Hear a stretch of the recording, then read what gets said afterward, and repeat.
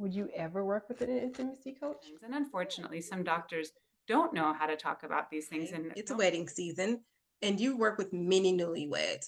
What are some of the common challenges that you see when it comes to newlyweds and their intimacy?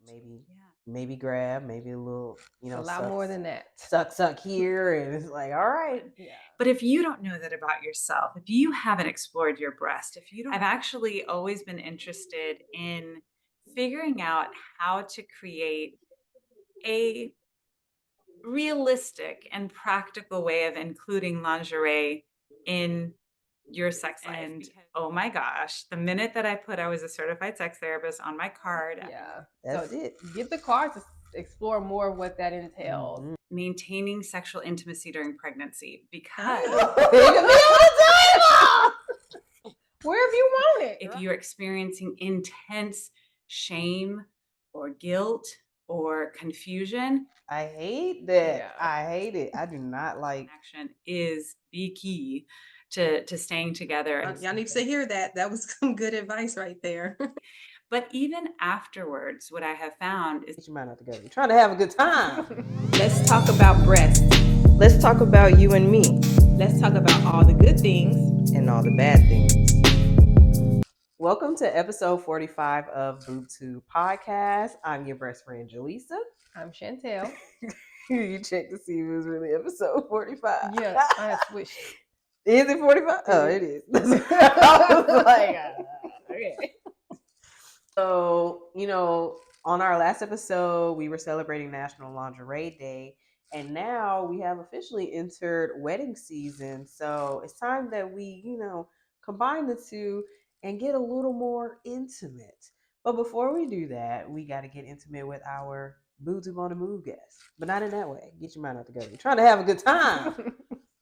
Let's take it to the streets.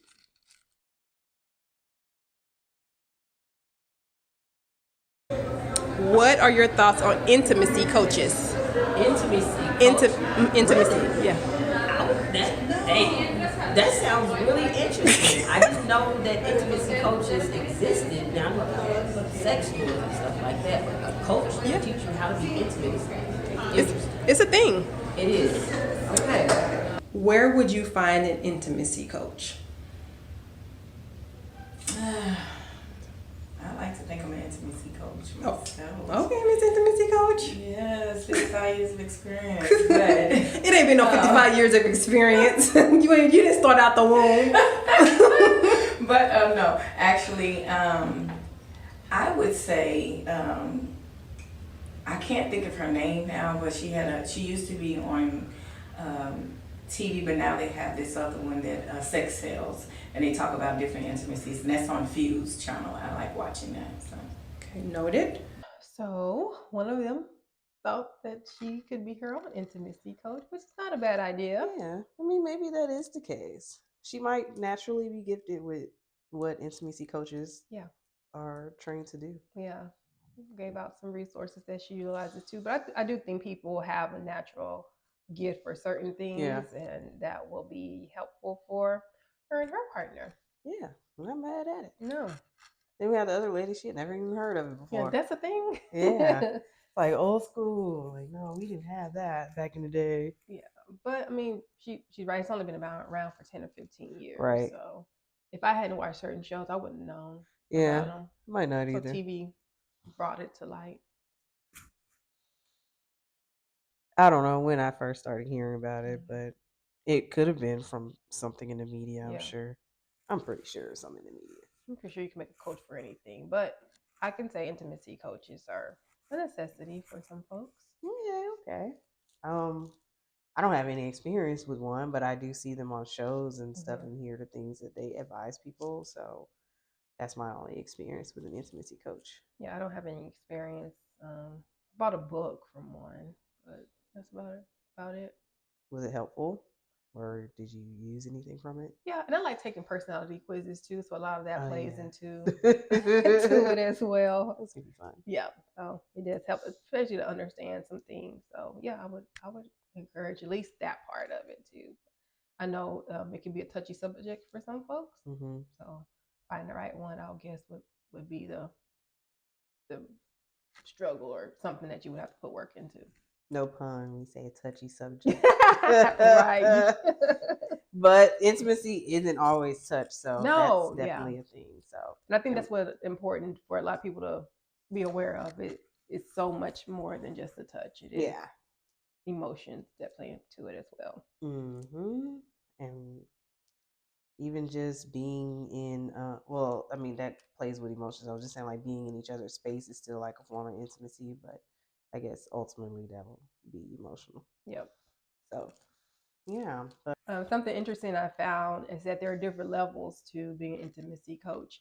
And when we think about the porn industry, some people have to be coached on certain acts. So there are intimacy coordinators that help the actors and actresses. That's interesting.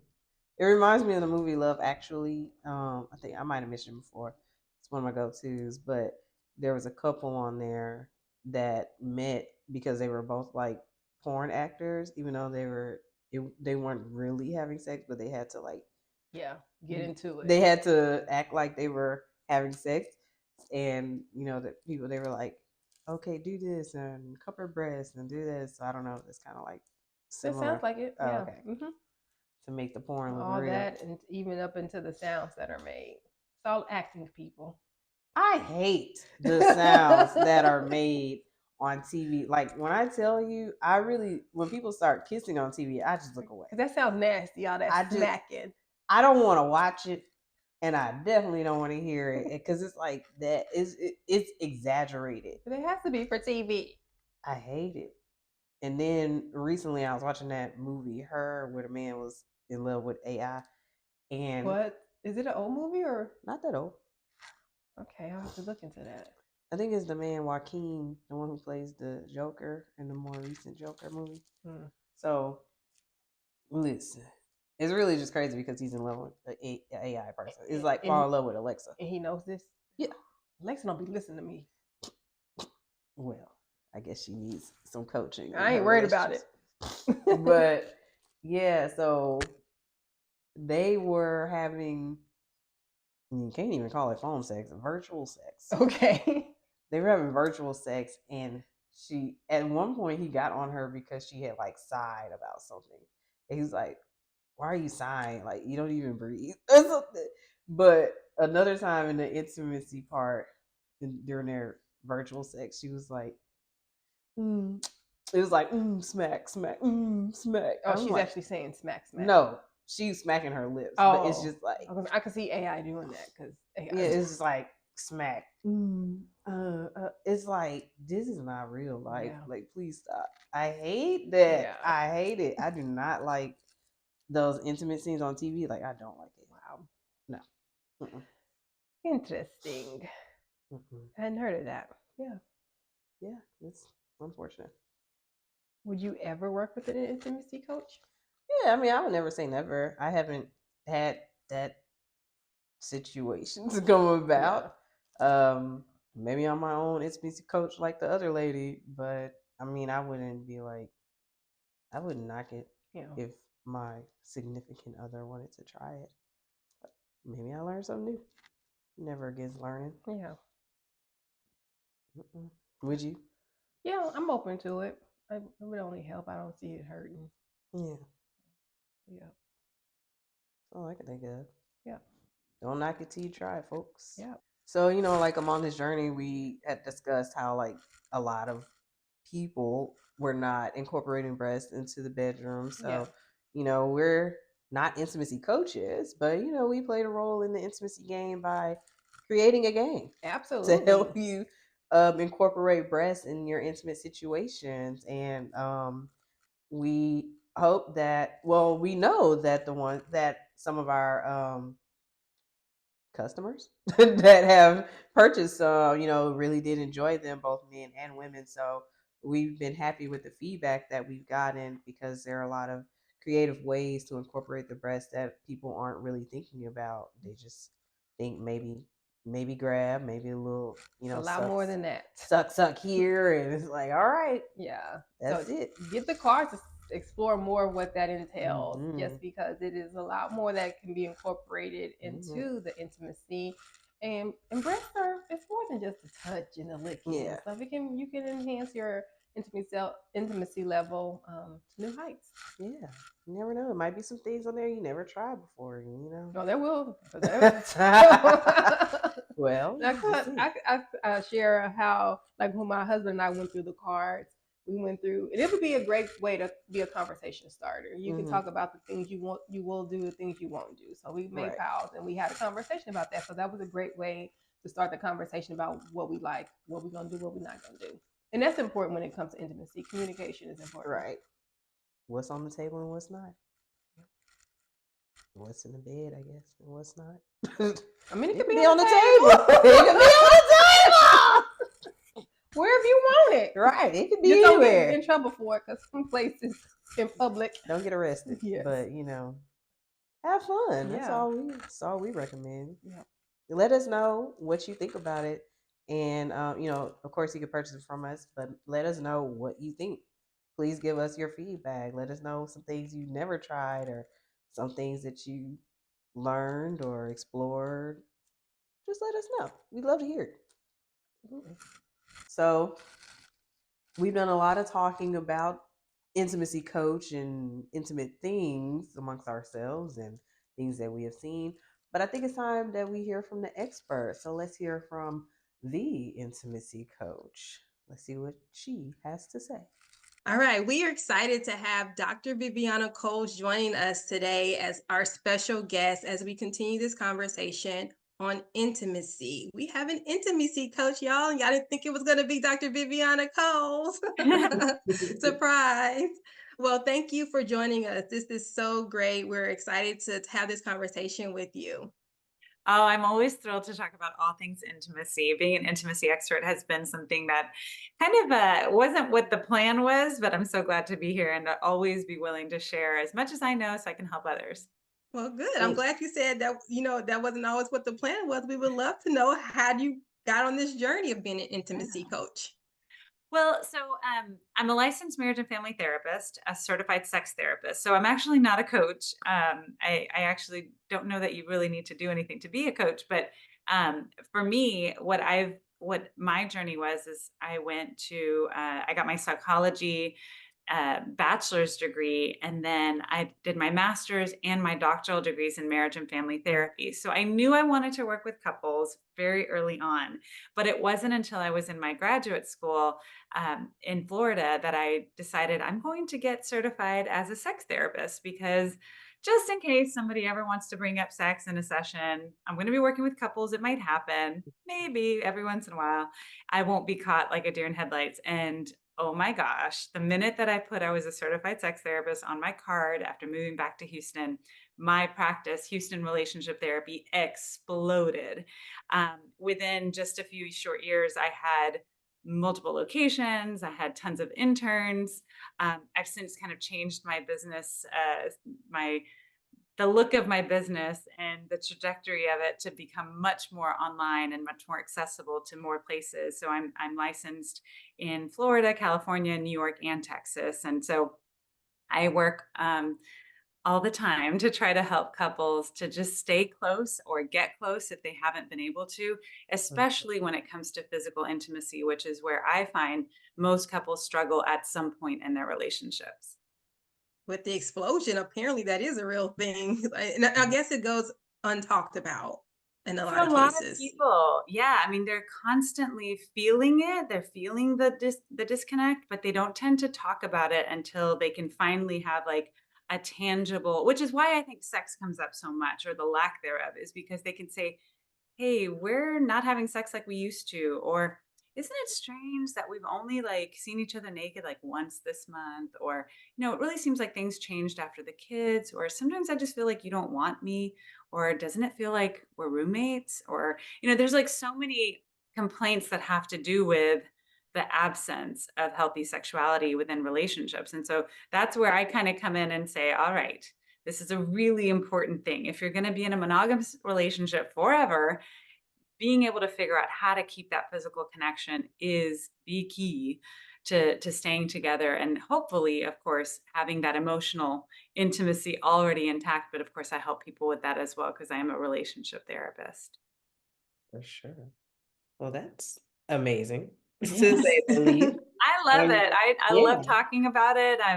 I do it in the mornings on the news. I do tons of podcasts. I really love getting radio interviews and newspaper articles, and of course, TV is fun. So yeah, I really love talking about it, and it's always so different. I feel like every couple has something that I can learn from, and I always feel like I have something to share with them as well. Okay. I love to hear that. I mean, like to talk about operating your purpose. So that seems very much your purpose and your path. So I'm glad that it has been a success for you and that you love it as much as your supporters. I'll just say, to bring a broad term, like your supporters and clients love you. Thank you. So, of course. Okay. So, National Lingerie Day recently passed, and we want to know what are some of your findings when it comes to wearing lingerie from both male and female clients? Yeah, well, it's so funny, the timing on this, because I've actually always been interested in figuring out how to create a realistic and practical way of including lingerie in your sex life. Because for some people, it feels like, well, what's the point? You're just going to take it off. Or for others, it's like, well, that just feels like it's geared towards men, or it's only geared towards women that look a certain way, or it's not inclusive, or it's not realistic. And so I'm in the process of trying to figure that out, because I would love to have to get my stake in the lingerie industry as well. But I just feel like, at the very least, I think it's important to wear fabrics that allow you to feel comfortable. And there are ways to do that that I think are visually appealing, whether it's the color that you wear, or the lace that you pick, or just the fact that it's matching and doesn't have stains. Yay. I feel like that's the sort of thing that a lot of people over time don't really care about, or don't show or put attention into it. And their partners notice, right? So if our partners are wearing things that are stained, or have holes, or have rips, or have bleach stains, or don't match at all, or don't fit well, I wish we could say we don't care. We should not care about that sort of thing. But it's not usually attractive. And it doesn't have to be expensive. It doesn't have to be this huge thing. It doesn't have to be uncomfortable. But I think that if you're going to be with someone and live with someone long term, to be mindful of your appearance, and to not look as if you don't care about yourself, because you really should care about yourself, then that's something that I'm a big proponent of. And it doesn't have to be anything, like I said, too overdone or too expensive. Okay. Good. So So are we hearing that there's going to be a Dr. Viviana line? yeah, I'm like, is there a line? Maybe. I Okay. actually want to dive into this industry. Well, and that's the thing. That would be a dream in and of itself for just one job. I have so many other things that I have going on. So I do I sometimes will think about maybe a capsule collection, or just something that, I would wear and maybe go from there. But no, it's hard. Somebody, Rebecca Alvarez Story from Bloomy brand, she said something once. She was like, just because it's an interest to you, just because you really love doing it, doesn't mean it needs to be a business. So is it a project, or is it a business? And I think something like this, I would want it to end up being a business, but it would probably end up being a project. Gotcha. Okay. Well, still in the same lines around lingerie, it's a wedding season, and you work with many newlyweds. What are some of the common challenges that you see when it comes to newlyweds and their intimacy? Yeah. So we're at my practice, and online, I have the Dr. Viviana Method for Premarital Counseling. It's a program that people can take online, whether you're a newlywed or you're just trying to figure out if you should even get engaged. It can help anybody really get to know their partner better. And one of the things that I've always said is missing for most premarital counseling programs is talking about physical intimacy and the role that you want it to play in your upcoming marriage, or even just in your long-term commitment. And for a lot of people, they don't know where to begin to talk about these things. And some people really erroneously think that it's just going to happen. It's just going to work out naturally. Everything's going to be fine. And because we love each other, everything will fall into place. That's not always the case. It's actually probably not usually the case. people really have to grow when it comes to their sex lives and when it comes to commingling the different ideas that they have surrounding sex and intimacy. So what I think is very important is for you to just be able to have conversations surrounding it without shutting down. If you're experiencing intense shame or guilt or confusion, get the help of a certified sex therapist to help walk you through it, because it's usually not just going to get more clear and easier. It's usually something that will actually expand as there are, a lot of bumping heads. Interesting. I would agree with that. Like nothing that you said sounds wrong at all. Just to say the least, like, yeah, that makes all the sense to me for sure. So what are your thoughts on incorporating nipple toys or other sex toys in intimate relationships?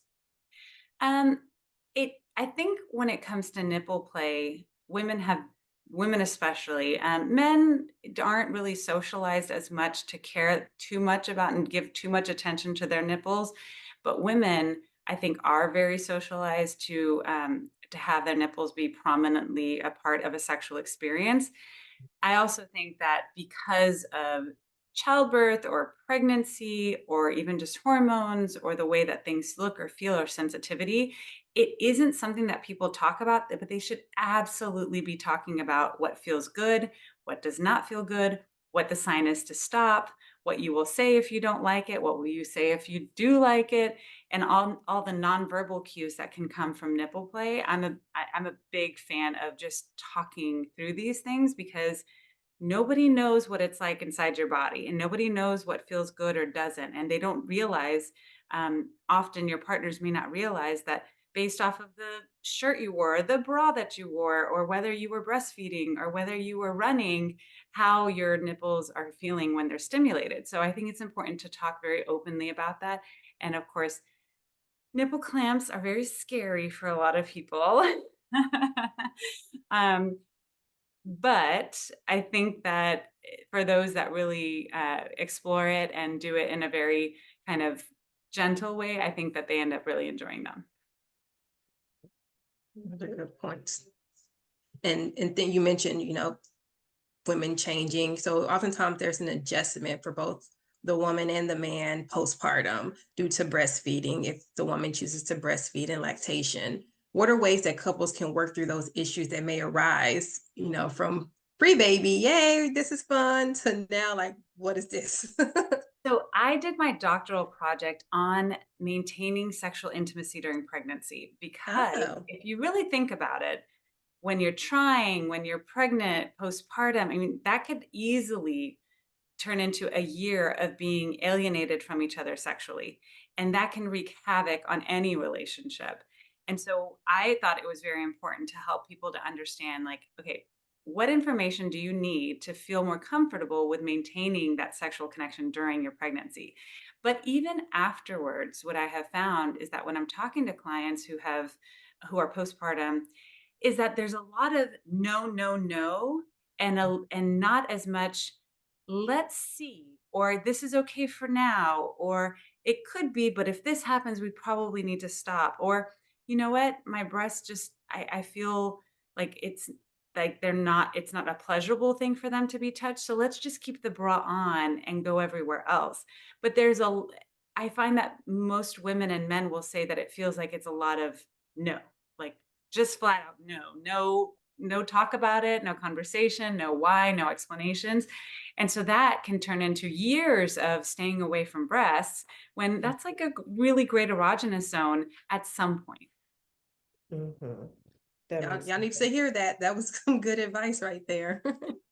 Yeah, and or maybe even coming up with alternatives. Some Mhm. people will say, well, if I've just fed the baby, then this would be okay. If I haven't, then this would be okay. If I'm wearing a bra, just assume I'm not taking it off. If I'm, like if I need to wear a breast pad, or if I need to, or if I really want you to help me kind of get my milk, express. Like some people will use that as part of foreplay.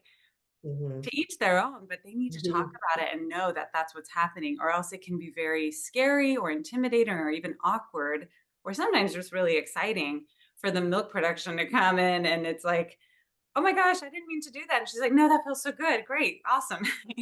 You just never know. Yeah. Communication is key. I feel like you do have a lot of women that tend to have a block, like once they have a kid, as far as like how to move forward with nipple play or just breast play at all. And like, oh, these used to be yours, now they're the babies, or Yeah, um, that's like the most unsexy thing to hear, I'm sure. yeah. So it's like, And it may feel that way, yeah, but I think part of being a sexual partner, especially when you've committed to a monogamous relationship, is reminding yourself that your partner is not able to get that need met appropriately with anyone else.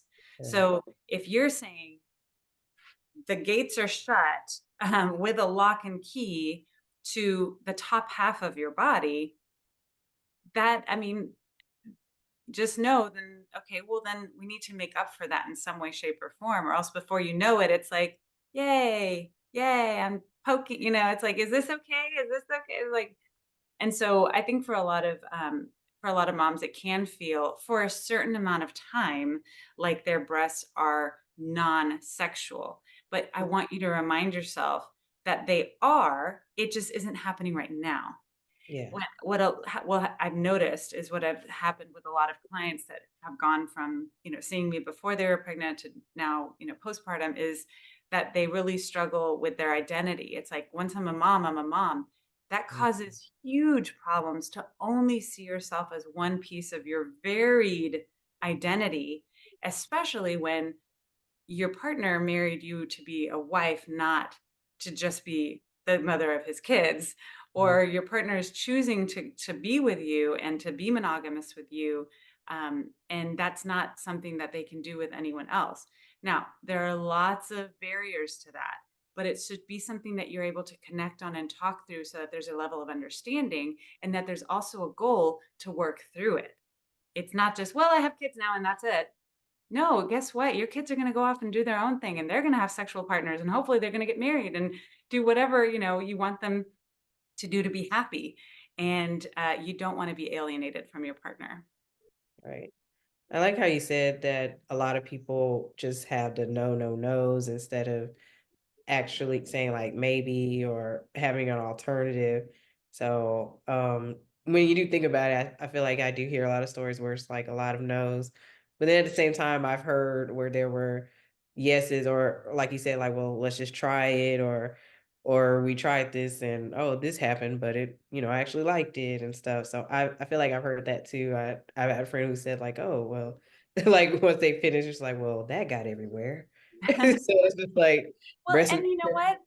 Sex should be messy. It should, when Yeah. we play, we should be able to play with, if we're painting as kids, we shouldn't be too worried about, oh no, the water fell over and now it paints everywhere. No, like that's Yeah. just a part of it. Yeah. One of the reasons that I bring up the no, no, no, it actually happened when I was doing my doctoral project. I realized that a lot of women, when I asked them, I was doing some interviews for it, I would ask them, has your doctor said that it's okay for you to continue sexual intimacy Mhm. and during your pregnancy? And they would say, no, they told me that I shouldn't. And when I went to ask, oh, did they mean that they didn't want you to have any penetration? Did they mean that they didn't want you to orgasm? Did they mean that they didn't want semen inside of your vagina, touching your cervix? Did they say that they didn't want you to have, that they wanted you to have pelvic rest? They were like, oh no, he just said I shouldn't. And that was all. That was the end of the discussion. I said, these are questions that if they're not offering explanations, it's up to you to advocate, because those are questions that your partner's going to have. They're going to be like, really? The doctor said you can't have any, like, I can't even touch you with my hands? Like, what? That seems weird. Like, wait, does that mean that you shouldn't even be like on a bike? Or does that mean that you shouldn't be running? Or, so there's a lot of these things that are just kind of going over people's heads that they're not asking the right questions. And unfortunately, some doctors don't know how to talk about these things and don't know how it's going to be taken, because in their minds they're like, no, what I meant is this. I thought everybody would know that, no, Right. it's not a clear-cut thing. I like that.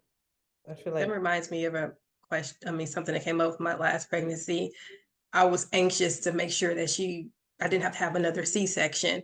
And so I know that there were some things that came up with like nipple stimulation can help with contractions. And some people knew that I was, anxious about this. So someone gave me a list of all these things sexually to do. And I'm like, oh, the things to get pregnant is how to get this baby out of me.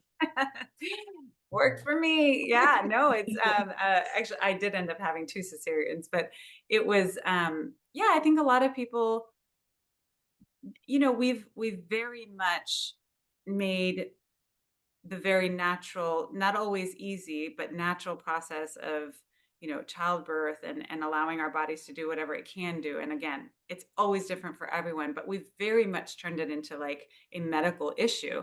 And so it does mean if it is a medical issue that you're not familiar with, maybe because every pregnancy is different and every experience is different, you do need to ask more questions. You didn't go to school for it, you need to ask questions from the people who did. Mhm. I like that. I'm all about asking questions. So, like you like to talk about sex and intimacy and relationships, we like to talk about breast. Okay. So, how would you advise a couple that has expressed that they are not incorporating their breasts into the bedroom or their intimate relations or hardly incorporating them? How would you advise them? The why is very important, but Mm, more important than I think the why is to understand the how it can, like, are there any circumstances where it would be okay?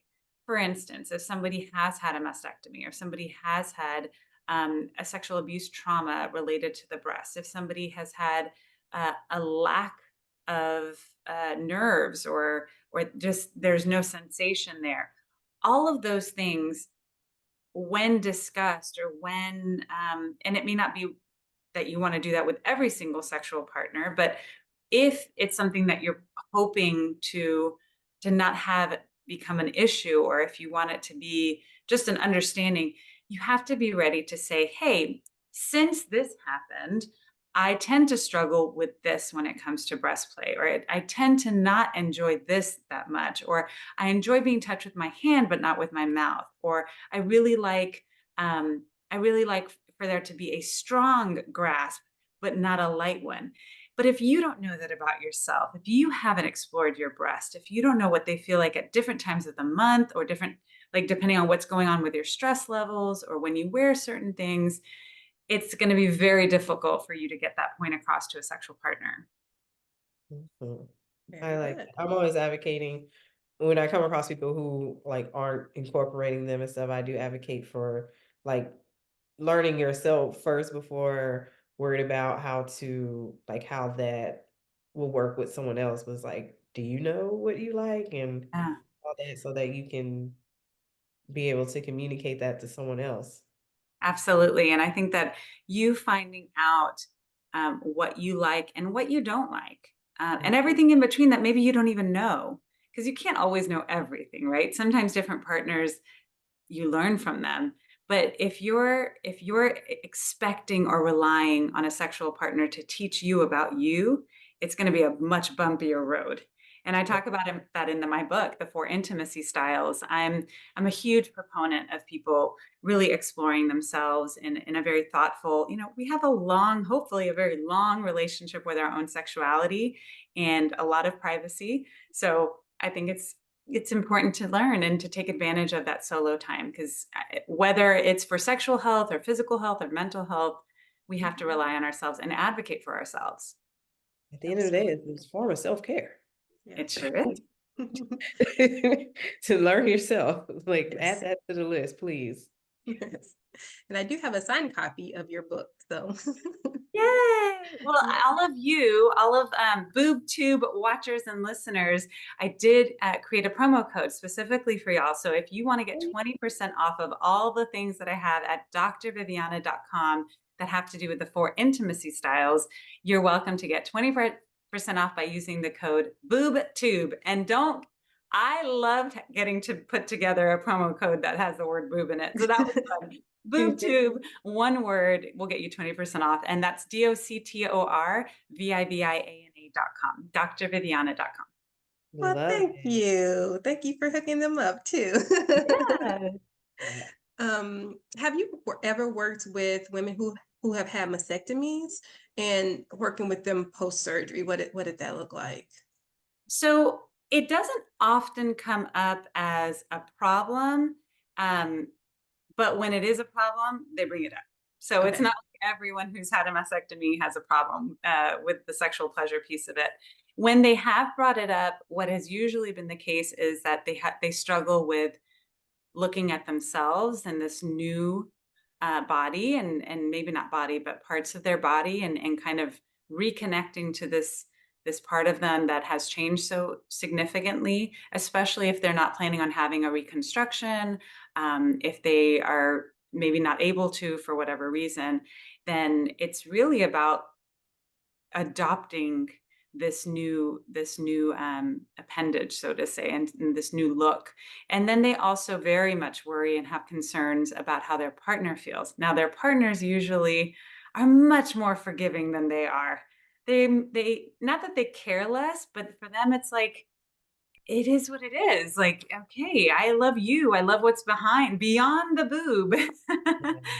and I think it's nice to have that reaffirmation. Sometimes it takes a lot of consistent reaffirmation that that's the case, but for some women, it's really not a problem. They feel like it's a badge of courage, or maybe they have different sensations that they weren't aware of before, or maybe they just then decide to use a bra or a sports bra that kind of maybe allows for a buffer between their skin and a hand or a mouth.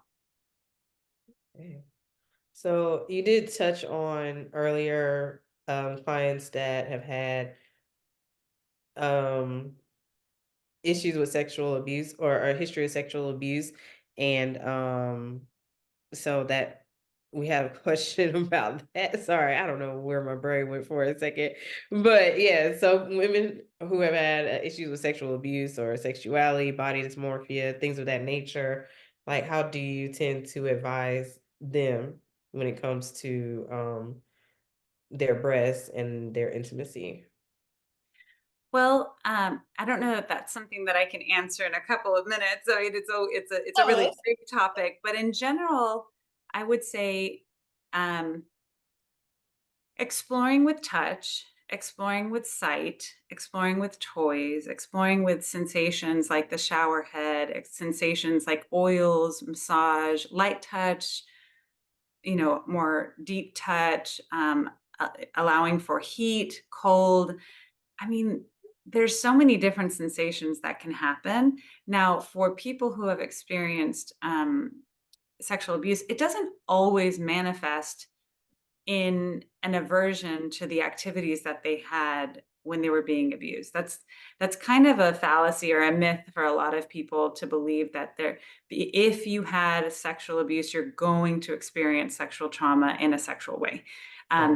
That's not always the case. And what I have found is, if you assume that, or if their partner assumes that. So if I assume that as a therapist, which I don't, or if their partner does, which often does happen, there might be an avoidance of something that is a non-issue. So again, being curious about what works for them. Sometimes people have surgeries that are, elective to remove their breast, to whether it's for prevention or for aesthetics or for comfort or whatever. And not always assuming that just because somebody says that they had a mastectomy doesn't mean, it wasn't something that they really wanted to have happen. Or, oh my gosh, I can't believe that happened to you. It's like, no, I feel empowered by the fact that I was able to make this choice with my doctor. That's what they'll say. So I think it's also important to never assume that the abuse or a trauma or something as scary as a health issue is going to have a really negative impact on their sexuality. Okay, learn something. Good to know. Definitely Um, like listen. yeah. And we always like to end on the words of positivity. So what is something you would like to share with our audience?